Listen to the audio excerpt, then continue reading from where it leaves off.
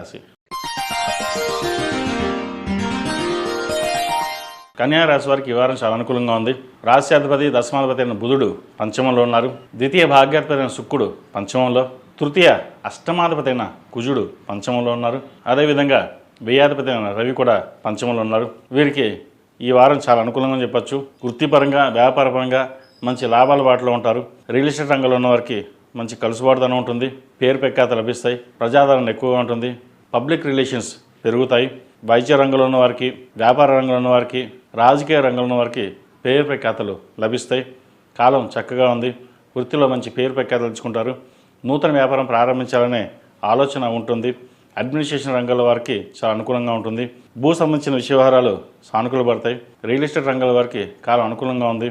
మంచి అవకాశాలు కలిసి వస్తాయి. అదేవిధంగా మెడికల్ రంగంలో ఉన్న వారికి, కాస్మెటిక్స్, బ్యూటిషియన్, టెక్నికల్ రంగంలో ఉన్న వారికి, సినిమా కళారంగాల వారికి చాలా అనుకూలమైన ఫలితాలు ఈ వారం గోచరిస్తుంది.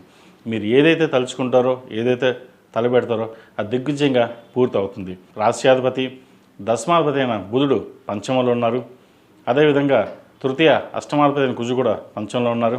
మీరు ఎంత స్థానాన్ని సంపాదించుకుంటారో అని పేరు ప్రఖ్యాతలు లభిస్తాయి. వచ్చిన అవకాశాన్ని సద్వినియోగపరుచుకుంటారు. నలుగురిలోనూ మీరు ఏదైనా సరే విజయం సాధించగలరు అనే భావన ఏర్పడుతుంది. ఫినాన్షియల్ పరంగా చాలా అనుకూలంగా ఉంటుంది. రావాల్సిన సొమ్ము ఏదైతే ఉందో అది సకాలంలో పూర్తి రావడం, అదేవిధంగా ఒక ఫ్లాట్ కానీ ఇల్లు కానీ కొనుగోలు చేస్తారు. వస్త్రాభరణాలు కొనుగోలు ఉంటుంది. అలంకరణ సామాగ్రి కోసం ఎక్కువగా ధనాన్ని ఖర్చు పెడతారు. వాటి విషయంలో అవసరమైతే తప్ప ఖర్చు చేయకుండా ఉండడం చెప్పదగినది.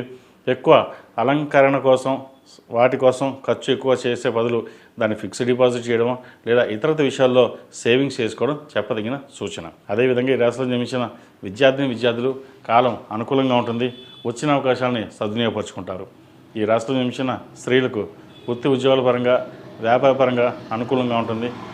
లాభాధిపతి అయిన రవి పంచమంలో ఉన్నారు. ముఖ్యంగా ద్వితీయ భాగ్యాధిపతి అయిన శుక్రుడు పంచమంలో ఉన్నారు. చక్కగా రావాల్సిన ధనం చేతికి అందుతుంది.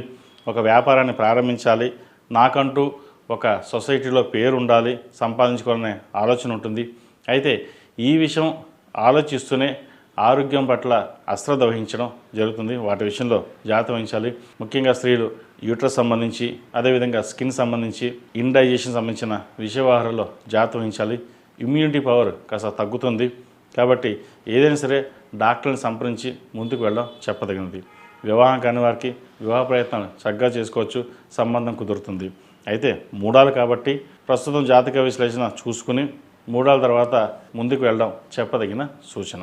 ఈ రాశివారు ప్రతిరోజు ప్రతినిత్యం గణపతి స్వామివారిని ఆరాధించడం, బుధవారం నాడు గణపతి స్వామివారికి అభిషేకం చేయడం చెప్పదగినది. అదేవిధంగా వసంత పంచమి రోజున విద్యార్థులు సరస్వతి అమ్మవారిని పూజించడం, అదేవిధంగా సరస్వతి హోమం, విద్యా గణపతి హోమం చేయించడం చెప్పదగిన సూచన. ఈ రాశిలో జన్మించిన వారికి కలిసి వచ్చే సంఖ్య 2, కలిసి వచ్చే రంగు స్కై బ్లూ. ఏదైనా పని మీద బయటకు వెళ్ళినప్పుడు సోమవారం కానీ గురువారం కానీ వెళ్ళండి. మంచి ఫలితాలు సంప్రాప్తిస్తాయి. తదుపరి తులారాశి.